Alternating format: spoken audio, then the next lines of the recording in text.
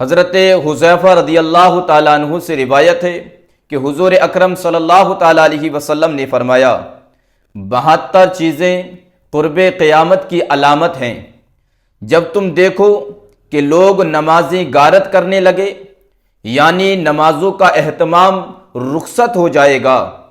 امانت ضائع کرنے لگیں گے، یعنی جو امانت ان کے پاس رکھی جائے گی اس میں خیانت کرنے لگیں گے، سود کھانے لگیں گے، جھوٹ کو حلال سمجھنے لگیں گے، یعنی جھوٹ ایک فن اور ہنر بن کے رہ جائے گا، معمولی باتوں پر خون ریزی کریں گے، اونچی اونچی عمارتیں بنائیں گے، دین بیچ کر دنیا جمع کریں گے، قطع رحمی یعنی رشتہ داروں سے بدسلوکی کریں گے، انصاف نایاب ہو جائے گا، جھوٹ سچ بن جائے گا، لباس ریشم کا پہنا جائے گا، ظلم عام ہو جائے گا، طلاقوں کی کثرت ہوگی، ناگہانی موت عام ہو جائے گی، یعنی ایسی موت جس کا پہلے سے پتہ نہیں ہوگا، خیانت کار کو امین اور امانت دار کو خائن سمجھا جائے گا، جھوٹے انسان کو سچا سمجھا جائے گا، سچے انسان کو جھوٹا سمجھا جائے گا، تہمت تراشی عام ہو جائے گی، یعنی لوگ دوسروں پر جھوٹی تہمت لگائیں گے، بارش کے باوجود گرمی ہوگی، اولاد غم و غصے کا موجب ہوگی، کمینے لوگ عیش و عشرت کی زندگی بسر کریں گے، شریفوں کا ناک میں دم ہو جائے گا، امیر اور وزیر جھوٹ کے عادی بن جائیں گے، امین خیانت کرنے لگیں گے، سردار ظلم پیشہ ہوں گے، عالم اور قاری بد کردار ہوں گے، یعنی عالم بھی ہیں اور قرآن کی تلاوت بھی کرتے ہیں مگر بد کردار ہوں گے، لوگ جانوروں کی کھالوں کے لباس پہنیں گے، لوگ جانوروں کی کھالوں سے بنے اعلیٰ درجے کے لباس پہنیں گے، لیکن ان کے دل مردے سے بھی زیادہ بدبودار ہوں گے، سونا عام ہو جائے گا، چاندی کی مانگ بڑھ جائے گی، گناہ زیادہ ہو جائیں گے، امن کم ہو جائے گا، قرآن کریم کے نسخوں کو آراستہ کیا جائے گا، قرآن کریم کے نسخوں کو آراستہ کیا جائے گا اور اس پر نقش و نگار بنائے جائیں گے، مسجدوں میں نقش و نگار کیے جائیں گے، اونچے اونچے مینار بنیں گے لیکن دل ویران ہوں گے، شرابیں پی جائیں گی، شرعی سزاؤں کو معطل کیا جائے گا، لونڈی اپنے آقا کو جنے گی، یعنی بیٹی ماں پر حکمرانی کرے گی۔ آج ہم اور آپ دیکھتے نہیں، باپ ہے ماں ہے، بیٹے کے سامنے ایسے رہتے ہیں جیسے کہ نوکر، بیٹے کے سامنے ماں باپ کی حیثیت ایسی ہو گئی ہے جیسے کہ نوکر کے۔ تم بتایا جا رہا ہے، نبی فرما رہے ہیں لونڈی اپنے آقا کو جنے گی، یعنی بیٹے اپنے ماں پر حکمرانی کریں گی۔ جو لوگ ننگے پاؤں ننگے بدن غیر مذہب ہوں گے وہ بادشاہ بن جائیں گے۔ تجارت میں عورت مرد کے ساتھ شرکت کرے گی جیسے آج کل ہو رہا ہے، اگر شوہر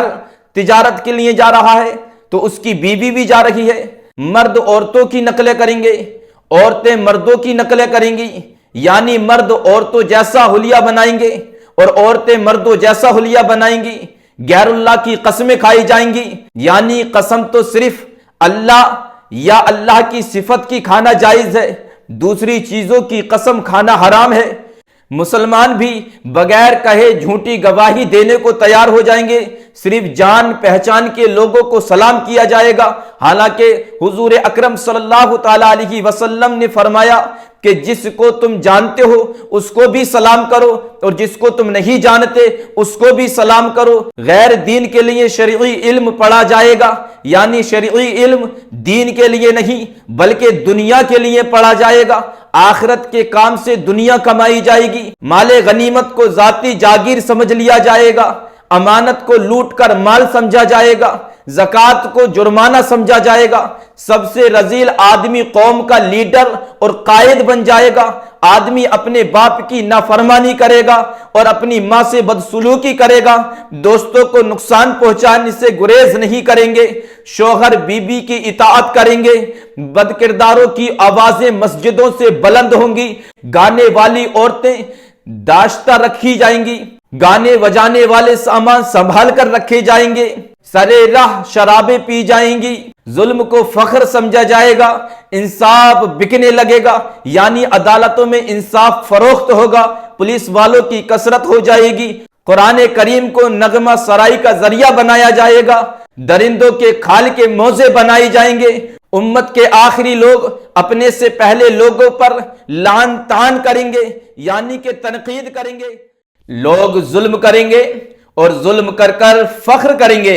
کہ ہم نے بہت اچھا کام کیا۔ لیکن سنو، غرور و تکبر میں ڈوبے ہوئے لوگوں پر ظلم کرنے والوں، سنو، میں آپ کے ذہن کو قریب کروں۔ ایک بڑا ظالم و جابر بادشاہ تھا، اس نے کہیں جانے کا ارادہ بنایا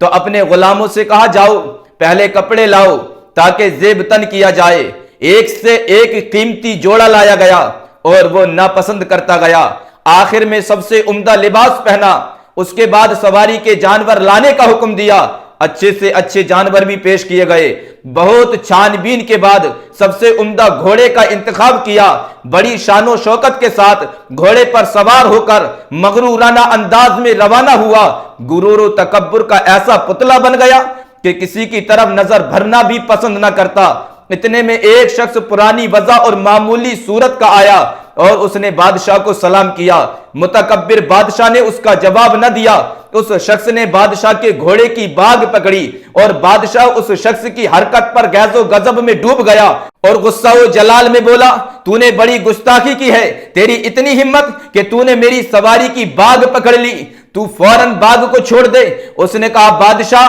مجھے تم سے کچھ کام ہے۔ بادشاہ نے کہا، اچھا ٹھہرو، میں گھوڑے سے نیچے اتر جاؤں۔ اس نے کہا، نہیں، اسی وقت تم سے ضرورت ہے، اور لگام کو خوب مضبوطی سے تھام لیا۔ بادشاہ نے کہا، اچھا کہو، تم کیا کہنا چاہتے ہو؟ اس نے کہا، راز کی بات ہے، آہستہ آہستہ کان میں کہوں گا۔ بادشاہ نے سر جھکایا۔ اس شخص نے کہا، میں ملک الموت ہوں۔ اتنا سننا تھا کہ بادشاہ کا رنگ فق ہو گیا، ہوش اڑ گیا، قدم ڈگمگانے لگا، زبان لڑکھڑانے لگی، جسم تھر تھرانے لگا، دھیمی آواز میں کہا، ٹھیک ہے، اتنی مہلت دی جائے کہ میں اپنے گھر جا کر اپنی حاجت پوری کر لوں، گھر والوں سے رخصت ہو لوں۔ اس نے کہا، نہیں، اب تمہیں مہلت نہیں ملے گی، اب گھر اور مال و اسباب کو دیکھنا نصیب نہ ہوگا۔ یہ کہہ کر اس نے روح قبض کر لی اور بادشاہ گھوڑے سے زمین پر گرا۔ اسی لیے شاعر نے کہا، کیا بھروسہ ہے زندگانی کا، آدمی بلبلا ہے پانی کا۔ آپ نے دیکھا دنیا پرست بادشاہ کا کیا حل ہوا، غرور و تکبر نے اسے کہاں تک پہنچایا۔ آقا صلی اللہ تعالی علیہ وسلم نے فرمایا، کان کھول کر سن لو، دنیا ملعون ہے اور جو چیزیں اس میں ہیں وہ بھی ملعون ہیں۔ اسی طرح آقا صلی اللہ تعالی علیہ وسلم نے ظلم کے بارے میں فرمایا، الظلم ظلمات، ظلم قیامت کے دن تاریکیوں کا سبب ہوگا۔ اللہ کے رسول صلی اللہ تعالی علیہ وسلم نے غرور و تکبر کے بارے میں بھی فرمایا ہے۔ اللہ کے رسول فرماتے ہیں، جو گھمنڈ کرتا ہے اللہ تعالیٰ اسے پست کر دیتا ہے،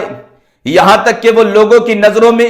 ذلیل و خوار رہتا ہے۔ آج آپ دیکھ رہے ہیں اور اپنے کانوں سے سن بھی رہے ہیں، چین کو اپنی طاقت کا گھمنڈ ہے،